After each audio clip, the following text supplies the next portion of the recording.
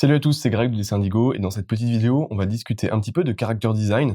On va simplement gratter la surface, puisque là, on va parler des recherches qui sont faites en amont pour du character design, et vous avez tous déjà dû voir ça au moins une fois. Ces dizaines, ces quinzaines de petites silhouettes qui sont alignées les unes à côté des autres, tout en noir.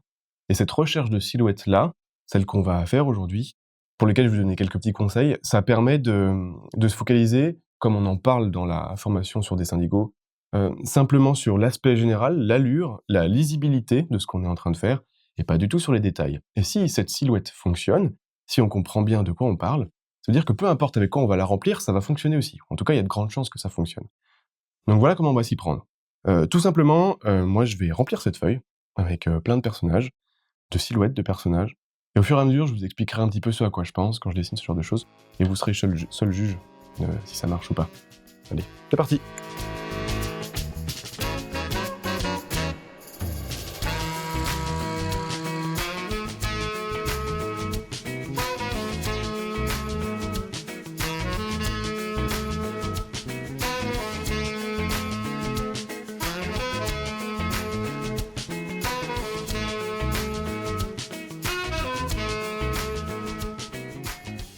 Donc quand je fais ce genre de choses, j'ai pas d'idée précise de ce que je suis en train de faire. Au départ, c'est uniquement pour me délier un petit peu la main, quand j'ai pas forcément d'inspiration, quoi que ce soit. Je fais juste ce genre de choses, de silhouettes. Je laisse mon crayon aller, je regarde les formes. Et un peu plus tard, quand j'en aurai suffisamment, je les mettrai de côté. Et je choisirai celles qui me plaisent, j'enlèverai celles que je n'aime pas. Et à partir de celles que j'ai conservées, je ferai des itérations. Ce qu'on appelle des itérations, c'est plusieurs propositions à partir d'une même base.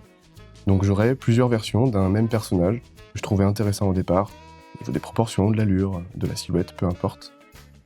Et après j'en ferai plusieurs variantes.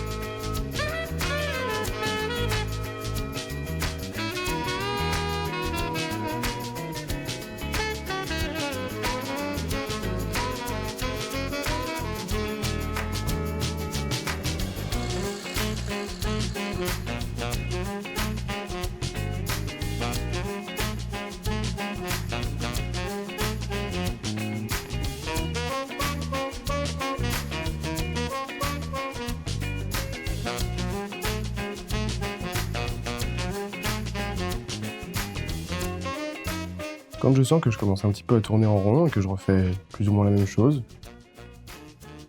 ce que je peux faire dans un premier temps, c'est changer d'outil, histoire de bosser différemment.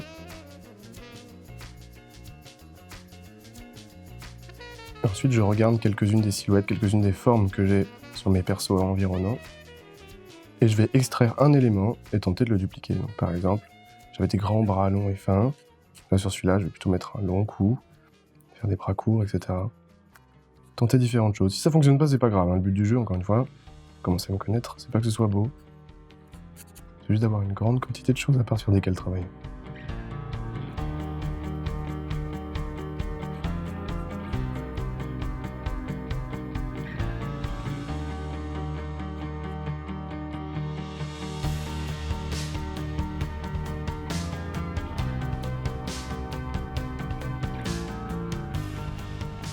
Je varie les tailles aussi, pour pas dessiner toujours les mêmes petits trucs.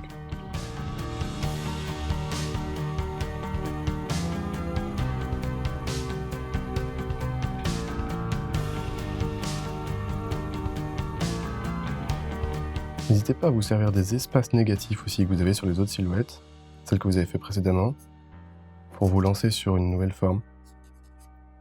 Par exemple, cette grande forme pointue là, c'est quelque chose que je prends sur les écarts entre les jambes que j'ai sur mes autres personnages.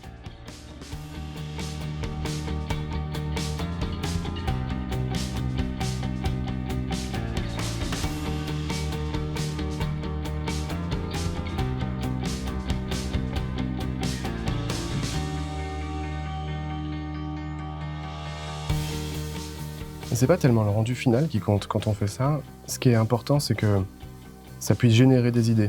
assez facilement, ça puisse évoquer des choses. Donc là, on est vraiment dans le domaine du concept art. C'est uniquement du concept. Le but du jeu, c'est de donner une impression, soit pour soi-même, soit pour quelqu'un d'autre.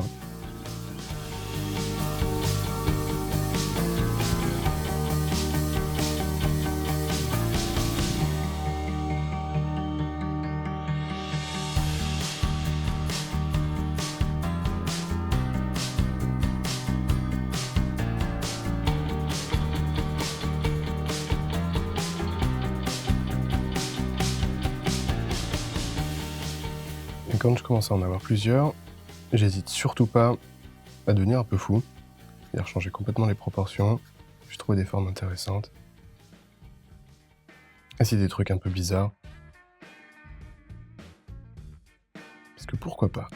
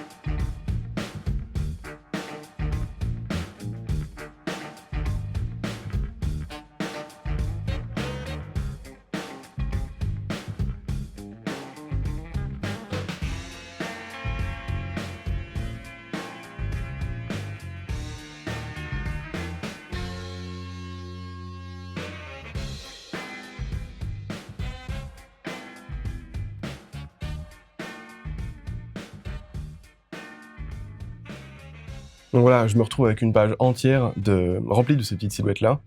Comme vous pouvez le constater, il y en a certaines qui sont intéressantes, d'autres qui sont plutôt nazes. C'est pas tellement grave pour moi, parce que derrière, il va falloir que je fasse un tri, hein, de toute façon. Le but, c'est pas d'exploiter chacune d'entre elles. Ce qui est intéressant, c'est surtout de pratiquer d'une part, de toujours réfléchir à des formes, des silhouettes, du design, essayer de récupérer des trucs dans une silhouette pour le mettre dans l'autre, etc.